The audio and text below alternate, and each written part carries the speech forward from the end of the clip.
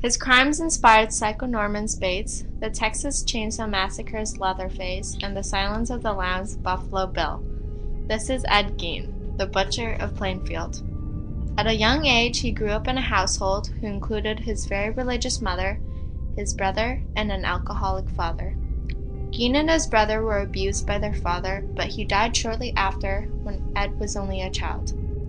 His Bible-pounding mother taught him about the sins of lust and carnal desires, which led him to never dating women while his mother was alive. However, Ed considered his mother a saint. It was a common argument that his mother was a precursor of his crimes. Since his mother never allowed him to leave the house other than for school, it caused the lack of social development.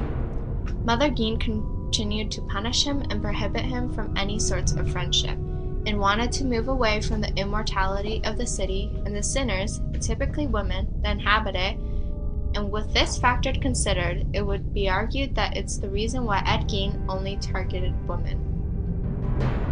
As an adult, Ed's brother Henry started to disagree with his mother and told Ed that he was too attached to his mother, a mama's boy.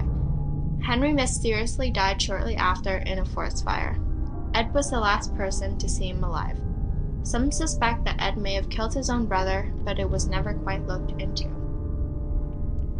In 1945, Mother Gein died from a series of strokes. He was absolutely devastated, as he's always been so attached to her since birth. Ed began to seal off her bedroom and parlor into a weird shrine, only living in his kitchen and bedroom. Some of Plainfield's 700 other residents would call him Weird Ed. He would give them a funny smile and at odd times, but nobody seemed to notice the 5'5" farmer. According to Ed, he had convinced another local farmer named Gus to help him with work. That work was grave robbing. Gus and Ed dug up the fresher bodies of women and carried them back to Ed's farmhouse.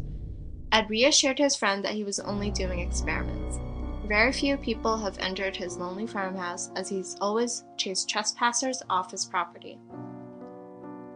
The house had become unimaginably filthy and chaotic. The sheer disorder of the place, with sprawling heaps of rubbish, old cartons, tin cans, bottles, tools, newspapers, food scraps, rags, and much more, was profoundly disconcerting. One night in 1954, Ed walked into a saloon in nearby Pine Grove, deserted except for the owner, Mary Hoogan, which oddly physically resembled his mother. Ed shot her with a .22, dragged the old 55-year-old woman onto the back of his truck, and drove her back home. Ed continued to live his lonely life unmolested by outsiders or sanity. In 1957, Ed went to Warden's hardware store, who was owned by a buxom woman named Beatrice Warden. He mentioned that he needed to buy antifreeze for his truck. On the first day of hunting season, Plainfield's man was out chasing deer when Frank Warden, the son of Beatrice, came back to his mother's store to find her cash register missing as well as his mother. Frank Warden was the deputy sheriff and unofficial fire chief. There was a bloodstain on the floor and a receipt for antifreeze. The disappearance of Beatrice appeared to be utterly senseless murder. Two sheriffs, including Frank Warden, drove out to the Gein farm to investigate around the house. All doors appeared to be locked except one, the shed. While investigating around the shed, the sheriff, to his horror, found hanging from the rafters upside down was the headless body of Beatrice Warden, slit open like a butchered animal. Gein quietly went into custody, and the full horror of his house came to life. Investigators crawled through the room of the filthy Gein home. On the stove was a fresh human heart in a pot, ready to be cooked and eaten. The tops of skulls were hollowed out and used for drinking bowls, and human organs were kept in the icebox. Furniture had been remade with human skin, and in a box were Ed Gein's collection of female genitalia, but from the corpse he has dug out. There were 9 face masks peeled from the head of the dead. One was identified as Mary Hoogan. Vests and leather leggings sewn together from the skin of cadavers that were found. As near as anyone could reckon, there was a total of 15 bodies. Sheriffs and crime scene investigators took various pictures in different angles of the crime scene and also collected some objects from Gein's home for further investigation, making sure to carefully handle them and using a plastic bag to pick it up, essentially not spoiling the evidence. From their collection, they were able to identify a face mask as the face of Mary Hogan. It was also seen that Gein kept body parts as trophy. After his house was investigated, Gein was immediately arrested. In custody, Ed Gein explained that he only vaguely remembered killing Mary Hogan and Beatrice Warden, and also went on how killing Beatrice Warden was a mere accident as he found himself in a daze.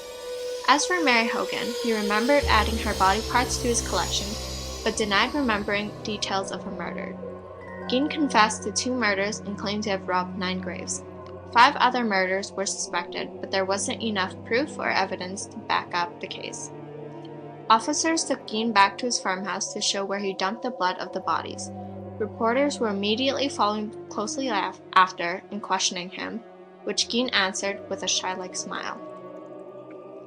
Plainfield suddenly became infamous as reporters, scavengers, and tourists flocked to the town and boasted the real-life Gull, the man who dug up the corpse and ate the organs. One entrepreneur bought Gein's truck and exhibited it through the Midwest for morbid curiosity seekers. Another man planned to turn the Gein farm into a permanent museum for horror, charging admission for privilege of being revolted. However, the farmhouse mysteriously caught fire. Local authority took their time to get to the scene. This wasn't a surprise, since fire chief was Deputy Sheriff Frank Warden, who had seen his mother's body hang like a gutted deer in the Gein's farmhouse.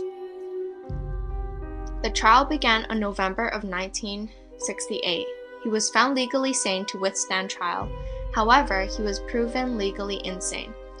He was diagnosed to have chronic schizophrenia as well as being a sexual psychopath since he participated in necrophilia.